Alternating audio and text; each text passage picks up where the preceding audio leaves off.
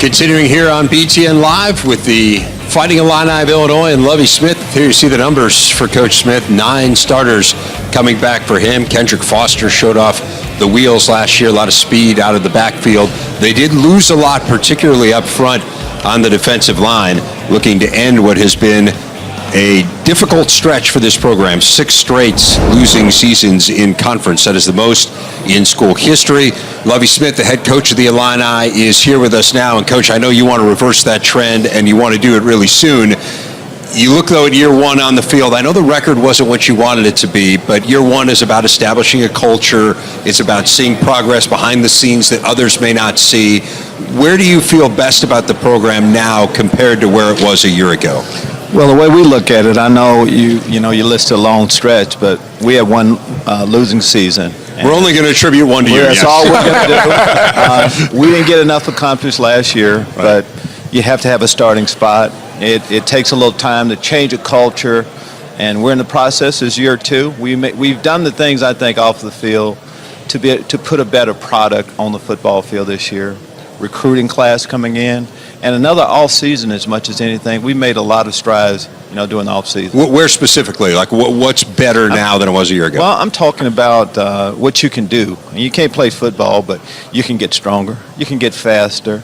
Just learning more about what we expect in everybody's role. Being a football player, that's what I'm talking about. Coach, how about scheme-wise on defense? Anything after a year in the college game that you changed a little bit defensively? Well, we needed to tweak, and we knew that our defense a little bit that's more geared towards option football as much as anything. We feel like we've done that.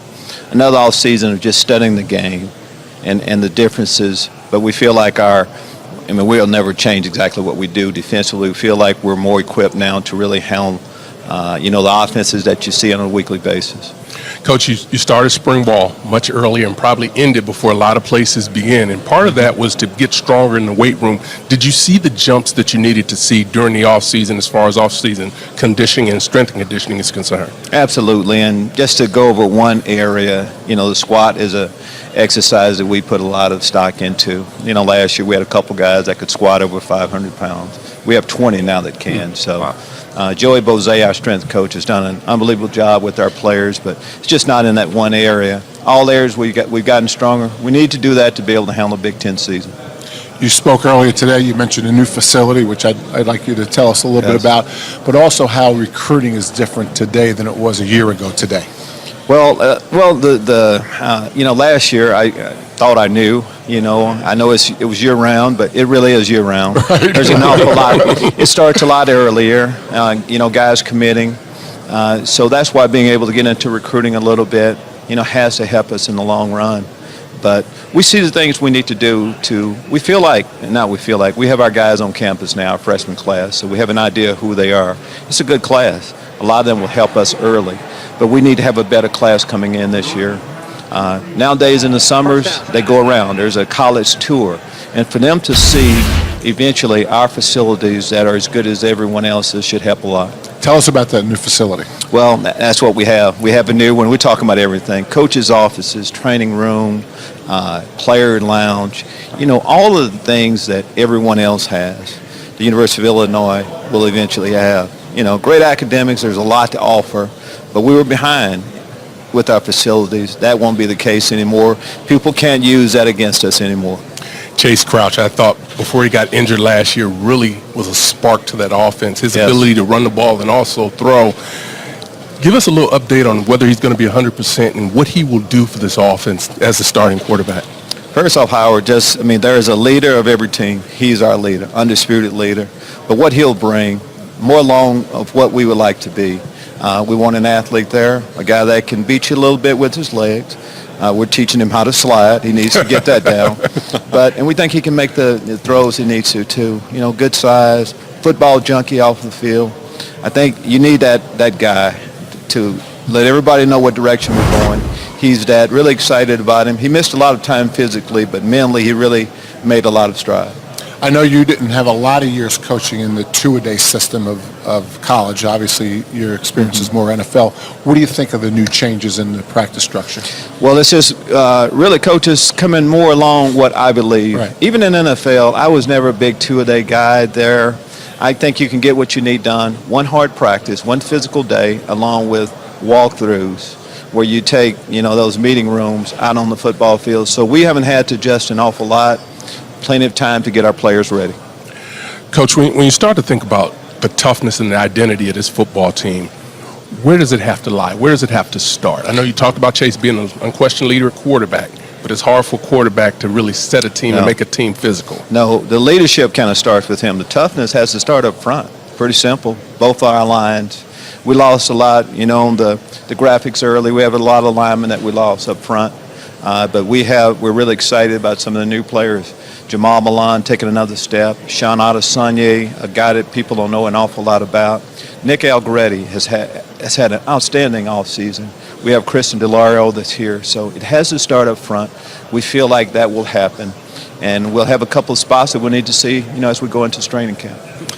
Coach, you talked a little bit about him when you were speaking to the media as a whole, but Mikey Dudek, and you mentioned, hey, I didn't see him play because he's been hurt last couple of years. We all saw him play. He was phenomenal. I mean, he was one of the best wide receivers in the Big Ten as a true freshman, and now he's missed 2 straight years. Give us a sense of where he is physically and what kind of impact you think he could have on this team. Physically, he's back to his old self as much as anything, from what I'm told. I just know. You talk about toughness. You want toughness at every position. He's a tough guy. Strong, athletic, fast, a lot of speed. He, along with, of course, Malik Turner that we have here representing us, should give us a good 1-2 punch at the wide receiver position. But it's about scoring points. Mikey Dudek will help us score a lot of points. We'll take put him on a snap count through training camp, but he'll be good to go. What was the biggest thing you learned in year one back in college? And that was the thing we were talking about with you last year. Hey, it's been a long time since I've been in this world.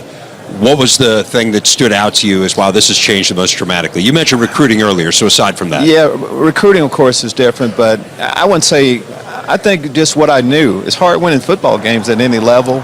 There's great football in the Big Ten as much as anything.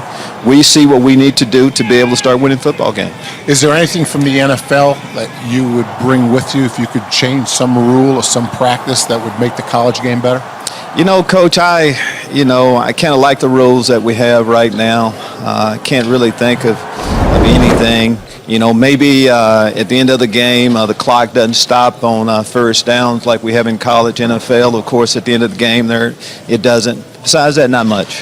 How about Dre Brown? We talked about Mikey. Dre had some significant injuries the last couple of years as well. Where is he, and will he be able to help you this year? Well, Dre is not as far along as Mike Dudek is, so we'll kind of see how it goes with him. He's still, working himself back to, top form.